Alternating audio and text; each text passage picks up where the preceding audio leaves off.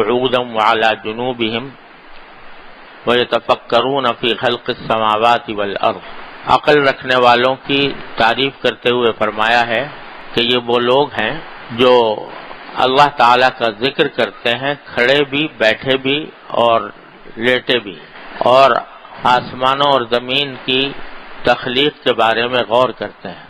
اور رسول اللہ صلی اللہ علیہ وسلم نے فرمایا لِكُلِّ شَيْءٍ ثَقَالَةٌ وَثَقَالَةُ الْقَلْبِ ذِكْرُ اللَّهِ، کہ ہر شے کی ایک چیز ثقل کرنے والی ہوتی ہے، یعنی چمکانے والی ہوتی ہے، اور قلوب کو چمکانے والی چیز اللہ کا ذکر ہے۔ ذکر کے معنی لغت میں یاد رکھنا ہے، اس کا مقابل نسیان یعنی بھول جانا ہے۔ یاد رکھنا دو طرح سے ہوتا ہے، ایک صوری اور ایک حقیقی۔ صوری زبان سے یاد کرنے اور نام لینے کو کہتے ہیں، اور حقیقی ادائے حقوق کو کہتے ہیں۔ ذکر لسانی یعنی زبان سے یاد کرنا بھی ذکر اللہ کا ایک فرض ہے مگر ناقص، اور ذکر حقیقی ذکر اللہ کا فرض کامل ہے۔ اگر دونوں جمع ہو جائیں یعنی ادائے حقوق کے ساتھ ذکر لسانی بھی ہو تو سبحان اللہ درجہ اکمل ہے۔ غرض کوئی خیر دنیا و آخرت کی نہیں ہے جو ذکر اللہ میں نہ آ گئی ہو۔ یہ جو بار بار عرض کرتا ہوں کہ اپنے سوچ کا رخ موڑنے کی ضرورت ہے کہ دن رات ہم جو دنیا کے کاموں اور دنیا کی راحتوں اور اس کی لذتوں کے خیال میں مگن رہتے ہیں،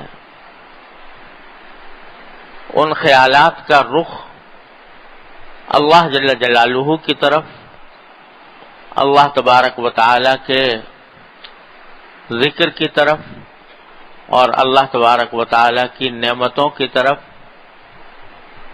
موڑنا چاہیے،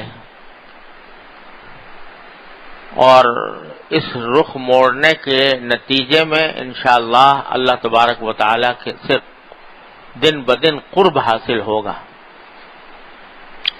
اللہ تبارک و تعالی ہمیں آپ کو سب کو اس کی توفیق عطا فرمائے۔ لیکن یہ جیسا پہلے بھی عرض کیا تھا، یہ ایک لمحے میں، ایک دن میں، ایک دم سے یہ بات نہیں ہوتی، کیونکہ انسان کے خیالات جو ہیں وہ اس کے اختیار میں نہیں ہوتے، اکثر و بیشتر غیر اختیاری طور پر خیالات آتے رہتے ہیں۔ لیکن اللہ تبارک و تعالیٰ کی سنت یہ ہے اور تجربہ بھی یہ ہے کہ جس چیز کی اہمیت زیادہ ہوتی ہے اور جس سے محبت زیادہ ہوتی ہے اس کا خیال زیادہ آتا ہے۔ اگر انسان کو اپنے پیسے کمانے کی اہمیت ہے دل میں اور دنیاوی راحت و آرام کی اور لذتوں کی اہمیت دل میں ہے تو اسی کے خیالات زیادہ آئیں گے۔ کسی شخص سے، کسی ذات سے، کسی کام سے، کسی چیز سے محبت ہے تو اس کے خیال زیادہ آئیں گے۔ تو اللہ تبارک و تعالی کے حضور پیش ہونے اور اللہ تبارک و تعالی کے سامنے جواب دہ ہونے کی اہمیت جب دل میں بیٹھے گی کہ پتہ نہیں کس وقت میری موت آ جائے، کس وقت میری آنکھ بند ہو جائے، کس وقت میں قبر میں پہنچ جاؤں، کس وقت میں اللہ تبارک و تعالی کے حضور حاضر ہو جاؤں، جب اس بات کی اہمیت دل میں آئے گی کہ آخرت زیادہ اہم چیز ہے بنسبت دنیا کے، دنیا کا کچھ پتہ نہیں کتنے دن کی ہے، اور جو لذت ہے، جو راحت ہے، جو مزہ ہے دنیا کا وہ فانی ہے، فنا ہو جانے والا ہے۔ کوئی لذت کامل نہیں، کوئی راحت کامل نہیں، مکمل نہیں۔ ہر لذت کے ساتھ، ہر راحت کے ساتھ کسی نہ کسی غم کا کانٹا لگا ہوا ہے۔ کسی نہ کسی فکر کا کانٹا لگا ہوا ہے.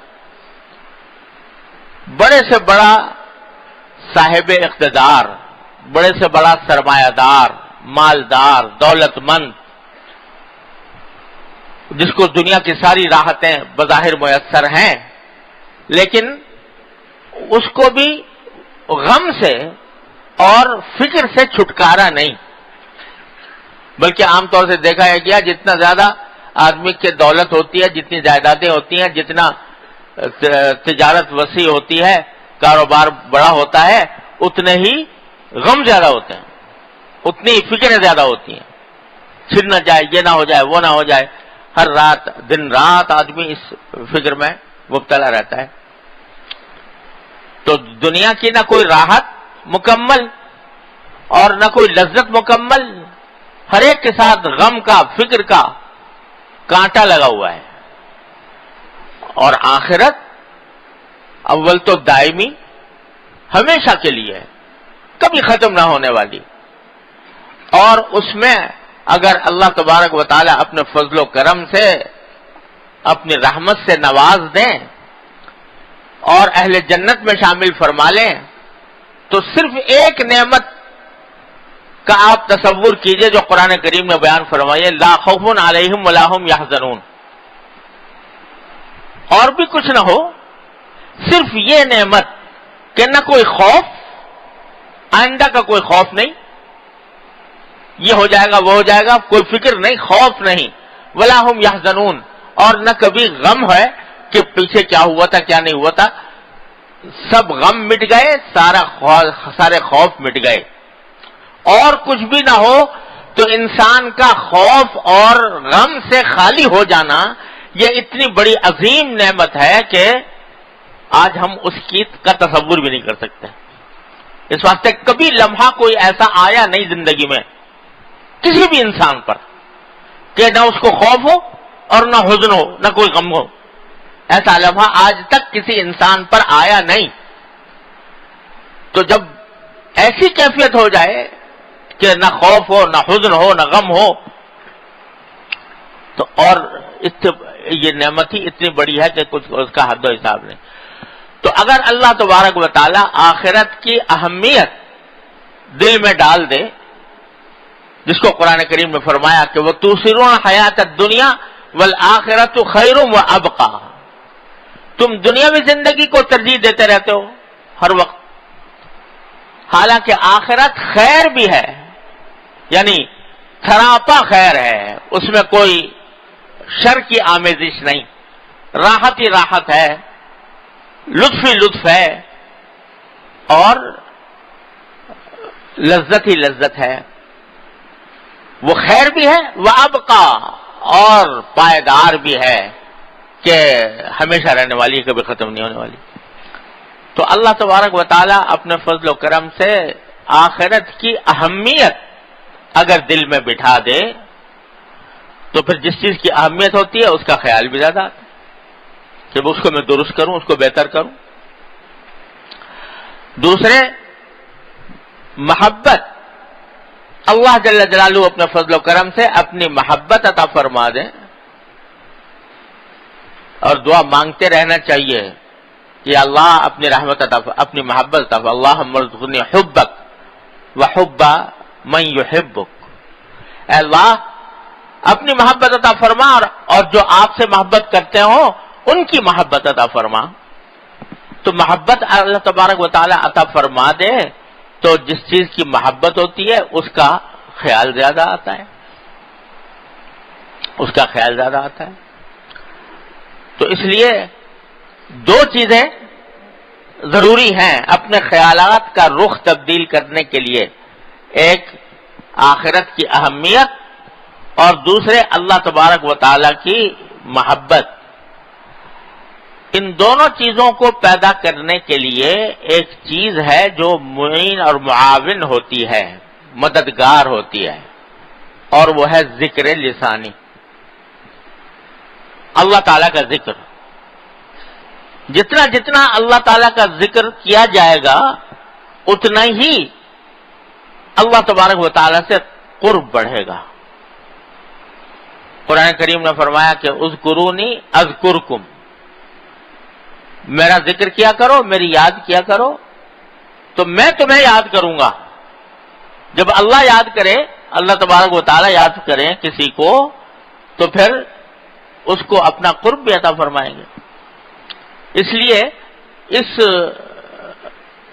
بات کو کہ اللہ تعالی نے دونوں یہ جو آیتیں پڑھی سورہ آل عمران کی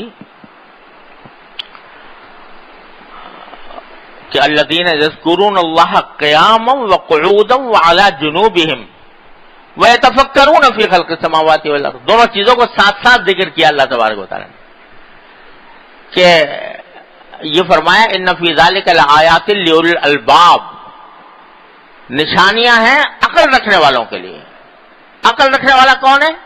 وہ نہیں جو پیسے زیادہ پیدا کرتا ہو، وہ نہیں جو جاہو منصب جس کے بعد بہت زیادہ ہو، دنیا مال و دولت جس کے بعد، بلکہ فرمایا عقل والے وہ ہیں الذین یذکرون اللہ قیاما وقعودا وعلی جنوبہم، جو اللہ تعالیٰ کا ذکر کرتے ہیں کھڑے بھی، بیٹھے بھی، لیٹے بھی۔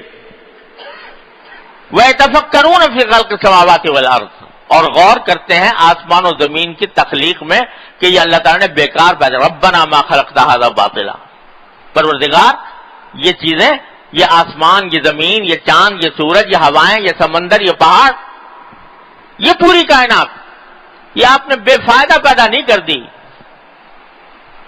ویسے ہی لغو پیدا نہیں کر دی، بیکار پیدا نہیں کر دی، بلکہ اس لیے پیدا کی ہے تاکہ اس کے ذریعے ہم جنت کی ابدی زندگی حاصل کریں۔ یہ سوچتے ہیں، یہ تفکرون فی خلق، تو فکر، سوچنا اور ذکر یعنی اللہ تبارک و تعالیٰ سے ذکر کو پہلے ذکر کیا، فکر کو بعد میں، کہ جب آدمی ذکر کرتا ہے اور کثرت سے کرتا ہے، چلتے بھی، پھرتے بھی، کھڑے بھی، بیٹھے بھی، لیٹے بھی، تو اس کے نتیجے میں اللہ تبارک و تعالیٰ اس کے اندر فکر بھی پیدا فرما دیتے ہیں، سوچ اس کی تبدیل ہو جاتی ہے، وہ سوچ کی طرف، سوچ اس کی آخرت کی طرف مڑ جاتی ہے، اللہ تبارک و تعالیٰ کی طرف مڑ جاتی ہے۔ اس لیے ذکر جو ہے یہ ایک زینہ ہے اس منزل تک پہنچنے کے لیے۔ ذکر سے میری مراد ذکر لسانی ہے۔ حضرت نے یہاں فرمایا کہ ذکر کی دو قسمیں ہیں، ایک ذکر لسانی یعنی زبان سے ذکر کرنا، اور ایک ذکر قلبی یعنی قلب سے ذکر کرنا۔ زبان سے ذکر کرنے کے معنی تو یہ ہے کہ کوئی نہ کوئی ایسا اللہ تبارک و تعالیٰ کا آدمی نام لیتا رہے، اللہ تعالیٰ کی تعریف میں جو کلمات ہیں، سبحان اللہ، الحمدللہ، لا الہ الا اللہ، یہ کلمات زبان پر اس کے آتے رہیں۔ اور ذکر قلبی کے معنی یہ ہے کہ اس کا دل